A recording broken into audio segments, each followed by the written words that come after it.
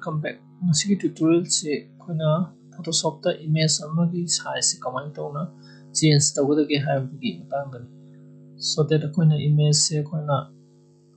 yam chawba image am oiramba yai si koina picture halakanda website kumbada koina happada sinagadamu duga natragana koina social media gumbada koina upload tawningbado yam chawraga de nuaite duga sigi tutorial sida koina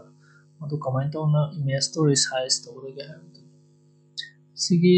kapoigi image se permanent image se koina sigi tutorial sida sinarani. Sigi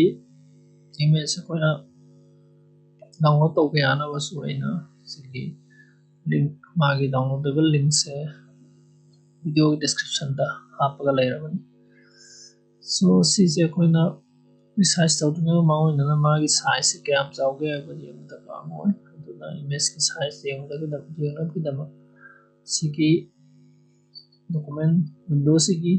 makha thangu sarukta laiba sinisida koina mouse na click tawga hold tawga thamai click and hold ko sinita magi image se 3000 pixels china width di apakpa aduga magi height china 2000 pixels sidi chawman gare koina image ama se koina website kumbada hap ka hai taragadi magi ideal image size se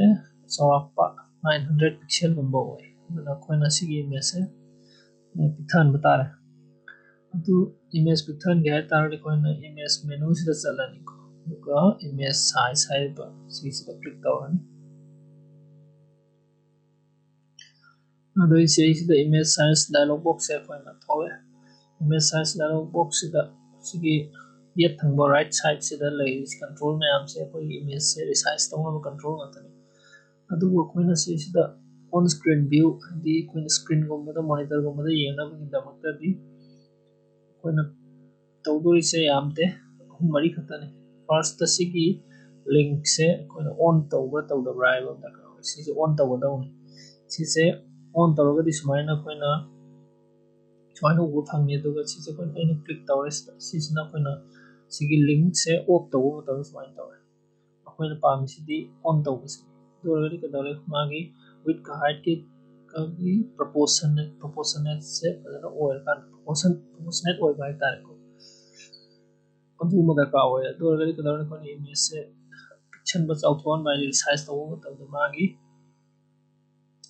proportion se maintain tawne kada image se koi stress tawwe di distorted oi bai di width height ka se manadragadi image se yengda fajaroi do adu do oidana ba koina resize tawba taw se on tawba mataw ani subada koina yengbi sigi resample checkbox se check oi se mada ka oi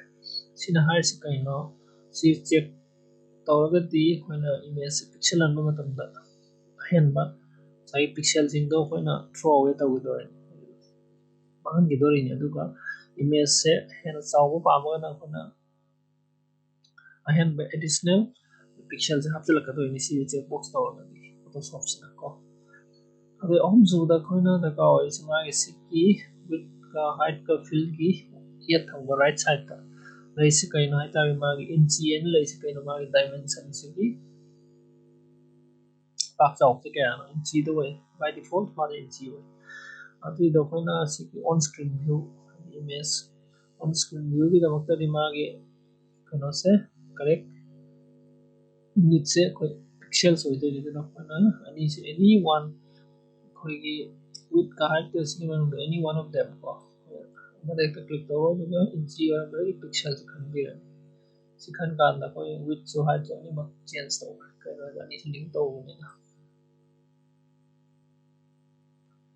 audi koina width se change tawo ni side 3000 or 9900 ta height se automatically mark se 600 ta kaino tawo sample ta subject masi kaino hai ga di width ka height ka se link tawo maram na and my proportion to maintain tawo ni adu koina si se atopa proportion no pamaga di haibadi 900 by 400 kumba atwa 900 by 300 kumba pamaga di kada wani koina adu sina ge hai taraga di koina atopa tool lam jawi Photoshop ta sigi se crop tool hai se koina sina bada ka wala adu crop tool sina be sina atopa tutorial mada tarani ꯍꯧꯖꯤꯛ ꯑꯩꯈꯣꯏꯅ okay okay click ꯇꯧꯕꯤꯌꯨ ꯃꯔꯨꯑꯣꯏꯅ ꯁꯤꯒꯤ resolution ꯍꯥꯏꯕ feel ꯑꯃꯁꯨ ꯌꯥꯎꯏ ꯁꯤꯁꯦ ꯑꯩꯈꯣꯏꯅ ꯀꯩꯒꯤꯗꯃꯛꯇ ꯑꯩꯅ ꯆꯦꯟꯖ ꯇꯧꯗ꯭ꯔꯤꯕꯅꯣ ꯍꯥꯏ ꯇꯥꯔꯒꯗꯤ ꯁꯤꯒꯤ ꯔꯤꯖꯣꯂꯨꯁꯟ ꯐꯤꯜꯁꯤ ꯑꯩꯈꯣꯏꯅ ꯗꯔꯀꯥꯔ ꯑꯣꯏꯔꯛꯇꯣꯏꯁꯤ ꯀꯔꯝ ꯀꯥꯟꯗ ꯑꯗꯨꯃꯥꯏꯅ ꯄ꯭ꯔꯤꯟ ꯇꯧꯅꯤꯡꯉꯕ ꯑꯩꯈꯣꯏꯅ ꯁꯤꯒꯤ ꯏꯃꯦꯖꯁꯦ ꯄ꯭ꯔꯤꯟ ꯇꯧꯒꯦ ꯍꯥꯏ ꯇꯥꯔꯒꯗꯤ ꯁꯤꯒꯤ ꯐꯣꯇꯣꯁꯦ ꯑꯗꯨꯒꯤ ꯃꯇꯝꯗ ꯁꯤꯒꯤ ꯗꯔꯀꯥꯔ ꯑꯣꯏ ꯑꯩꯈꯣꯏꯅ ꯑꯗꯨꯕꯨ ꯑꯣꯟ ꯁ꯭ꯀ꯭ꯔꯤꯟ ꯚꯤꯌꯨ ꯍꯥꯏꯗꯤꯀꯣ ꯑꯩꯈꯣꯏꯅ ꯃꯣꯅꯤꯇꯔꯒꯨꯝꯕꯗ ꯃꯣꯕꯥꯏꯜꯒꯨꯝꯕ ꯑꯣꯏꯕ ꯌꯥꯏ ꯅꯠꯇ꯭ꯔꯒ ꯁ꯭ꯀ꯭ꯔꯤꯟꯒꯨꯝꯕꯗ ꯌꯦꯡꯅꯕꯒꯤꯗꯃꯛꯇꯗꯤ ꯁꯤꯒꯤ ꯔꯤꯖꯣꯂꯨꯁꯟ ꯐꯤꯜꯁꯦ ꯌꯥꯝ ꯃꯔꯨ ꯑꯣꯏꯕ ꯑꯣꯏꯗꯦ ꯑꯗꯨꯅ ꯁꯤꯗ ꯑꯗꯨꯝ ꯂꯩꯅꯤꯡꯕ ꯂꯩꯖꯁꯅꯨ ꯁꯤ ꯊꯣꯏꯅ ꯑꯀꯥꯏꯕ ꯂꯩꯇꯦ ꯑꯗꯨꯅ ꯑꯩ ꯀꯔꯤꯝ ꯆꯦꯟꯖ ꯇꯧꯔꯔꯣꯏ ꯃꯥꯏ 72 ꯂꯩꯁꯤ ꯑꯗꯨꯝ ꯂꯩꯖꯔꯁꯅꯨ ꯑꯗꯨꯒ ꯑꯩꯈꯣꯏꯅ ꯁꯤꯁꯦ ꯑꯣꯀꯦ ꯁꯤꯗ ꯀ꯭ꯂꯤꯛ ꯇꯧꯔꯅꯤ ꯏꯃꯦꯖ ꯁꯥꯏꯖ ꯗꯥꯏꯂꯣग ꯕꯣꯛꯁꯁꯦ ꯀ꯭ꯂꯣꯖ ꯇꯧꯅꯕ ꯍꯥꯏꯅ ꯀ꯭ꯂꯣꯖ ꯇꯧꯔꯦ ꯏꯃꯦꯖ ꯀꯝꯄ꯭ꯂꯤꯠ ꯄꯤꯁꯟꯈ꯭ꯔꯦ ꯑꯗ ꯑꯩꯈꯣꯏꯅ ꯔꯤꯁꯥꯏꯖ ꯇꯧꯔꯕꯅꯤ ꯁꯤ ꯔꯤꯁꯥꯏꯖ ꯇꯧꯔꯕ ꯃꯇꯨꯡꯗ ꯃꯥꯒꯤ ꯁꯥꯏꯖꯇꯣ ꯑꯃꯨꯛ ꯌꯦꯡꯕ ꯌꯥꯏ ꯉꯁꯥꯏ ꯑꯗꯨꯃꯥꯏꯅ ꯑꯩꯈꯣꯏꯅ ꯁꯤꯒꯤ ꯗꯣꯀꯨꯃꯦꯟ ꯁ꯭ꯇꯦꯇꯁ ꯕꯥꯔꯁꯤꯗ ꯀ꯭ꯂꯤꯛ ꯇꯧꯔꯒ ꯃꯥꯎꯁ ꯉꯥꯛ ꯑꯣꯟ ꯇꯧꯔ ꯊꯝꯃꯅꯤ ꯁꯤꯗ ꯍꯧꯖꯤꯛ ꯋꯤꯠꯁꯦ 900 ꯑꯣꯏꯔꯝꯃꯦ ꯑꯗꯨꯒ ꯍꯥꯏꯠꯅ 600 ꯄꯤꯛꯁꯦꯜꯁ ꯑꯣꯏꯔꯝꯃꯦ ꯁꯤ ꯑꯣꯔꯤꯖꯤꯅꯦꯜꯗꯨꯗꯤ ꯑꯩꯈꯣꯏꯅ 3000 ꯄꯤꯛꯁꯦꯜꯁ ꯕꯥꯏ ꯀꯌꯥꯅꯣ 2000 ꯄꯤꯛꯁꯦꯜꯁꯅꯦꯕ ꯑꯗꯨꯒ ꯍꯧꯖꯤꯛꯇꯤ 900 ꯄꯤꯛꯁꯦꯜꯁ ꯕꯥꯏ 600 ꯄꯤꯛꯁꯦꯜꯁ ꯑꯣꯏꯔꯦ ꯍꯧꯖꯤꯛ ꯑꯩꯈꯣꯏ ꯂꯦꯝꯍꯧꯔꯤꯁꯦ ꯀꯩꯅꯣ ꯑꯩꯈꯣꯏꯅ ꯁꯤ ꯏꯃꯦꯖ ꯁꯦꯞ ꯇꯧꯕꯁꯤ ꯗꯔꯀꯥꯔ ꯑꯣꯏꯔꯤꯁꯦ ꯑꯗꯨꯅ ꯐꯥꯏꯜ ꯃꯦꯅꯨꯁꯤꯗ ꯀ꯭ꯂꯤꯛ ꯇꯧꯔꯅꯤ ꯑꯗꯨꯒ ꯁꯦꯞ ꯑꯦꯁ ꯁꯤꯗ ꯈꯟꯗꯣꯏꯁꯦ ꯁꯦꯞ ꯅꯠꯇꯦꯀꯣ ꯁꯦꯞ ꯑꯦꯁ ꯀꯩꯅꯣ ꯍꯥꯏ ꯇꯥꯔꯒꯗꯤ ꯁꯦꯞꯁꯦ ꯀ꯭ꯂꯤꯛ ꯇꯧꯁꯜꯂꯒꯗꯤ ꯑꯩꯈꯣꯏꯅ ꯃꯥꯒꯤ ꯑꯣꯔꯤꯖꯤꯅꯦꯜ ꯉꯁꯥꯏ ꯏꯃꯦꯖꯇꯨ ꯑꯣꯚꯔꯔꯥꯏꯠ ꯇꯧꯁꯟꯈꯤꯗꯣꯏꯅꯦ ꯑꯗꯨꯗꯤ ꯄꯥꯝꯗꯕꯅꯤꯅ ꯑꯩꯅ ꯁꯦꯞ ꯑꯦꯁ ꯁꯤꯗ ꯇꯧꯔꯀꯥꯟꯗ ꯃꯥꯏ ꯑꯇꯣꯞꯄ ꯃꯃꯤꯡ ꯑꯃ ꯊꯣꯜꯂꯅꯤ ꯁꯤꯗ ꯊꯣꯟꯅꯤꯡꯕ ꯃꯃꯤꯡ ꯑꯃ ꯊꯣꯟꯕ ꯌꯥꯏ ꯁꯤꯗ ꯑꯩꯅ ꯋꯦꯕ ꯍꯥꯏꯅ ꯊꯣꯟꯖꯜꯂꯁꯤ ꯑꯩꯈꯣꯏꯒꯤ ꯑꯩꯒꯤ ꯋꯦꯕ ꯄꯦꯖꯇ ꯍꯥꯞꯅꯕ ꯏꯃꯦꯖꯀꯨꯝꯕꯅꯤꯅ ꯑꯗꯨꯒ ꯁꯦꯞꯁꯤꯗ ꯀ꯭ꯂꯤꯛ ꯇꯧꯔꯦ ꯑꯇꯩ ꯀꯩꯝ ꯗꯔꯀꯥꯔ ꯑꯣꯏꯗ꯭ꯔꯦ ꯍꯥꯟꯅ ꯂꯩꯖꯔꯝꯁꯤ ꯑꯗꯨꯝ ꯂꯩꯖꯔꯁꯨ ꯑꯦꯁ ꯏꯠ ꯏꯁ ꯑꯗꯨꯝ ꯊꯝꯃꯅꯤ ꯑꯗꯨꯒ ꯁꯦꯞꯇ ꯀ꯭ꯂꯤꯛ ꯇꯧꯔꯦ ꯑꯗꯨꯒ ꯍꯧꯖꯤꯛꯀꯤ ꯖꯦꯄꯦꯛ ꯑꯣꯞꯁꯟꯁꯦ ꯄꯣꯞ ꯑꯞ ꯇꯧꯔꯛꯄ ꯃꯇꯝꯗ ꯑꯣꯀꯦꯗ ꯀ꯭ꯂꯤꯛ ꯇꯧꯕꯤꯔꯒ ꯂꯣꯏꯔꯦ ꯁꯤꯗ ꯂꯣꯏꯔꯦ ꯑꯗꯨꯅ ꯌꯥꯝ ꯂꯥꯏꯅ ꯑꯩꯈꯣꯏꯅ ꯁꯨꯃꯥꯏꯅ ꯇꯧꯔꯀꯥꯟꯗ ꯏꯃꯦꯖ ꯑꯃꯁꯦ ꯔꯤꯁꯥꯏꯖ ꯇꯧꯕ ꯌꯥꯏ ꯑꯆꯧꯕ ꯏꯃꯦꯖ ꯑꯃꯁꯦ ꯄꯤꯛꯁꯜꯍꯟꯕ ꯌꯥꯏ ꯁꯣ ꯗꯦꯠ ꯑꯩꯈꯣꯏꯅ ꯍꯥꯏꯔꯤꯕ ꯏꯃꯦꯖꯇꯣ ꯋꯦꯕꯁꯥꯏꯠꯀꯨꯝꯕꯗ ꯍꯥꯞꯅꯤꯡꯉꯒꯁꯨ ꯅꯠꯇ꯭ꯔꯒ ꯑꯩꯈꯣꯏꯅ ꯁꯣꯁꯤꯌꯦꯜ ꯃꯦꯗꯤꯌꯥ ꯍꯥꯏꯗꯤ ꯐꯦꯁꯕꯨꯛꯇꯕꯨ ꯑꯞꯂꯣꯗ ꯇꯧꯕ ꯄꯥꯝꯃꯒꯁꯨ ꯅꯠꯇ꯭ꯔꯒ ꯏꯟꯁꯇꯥꯒ꯭ꯔꯥꯝ ꯑꯣꯏꯕ ꯌꯥꯏ ꯇ꯭ꯋꯤꯇꯔ ꯑꯣꯏꯕ ꯌꯥꯏ ꯀꯣ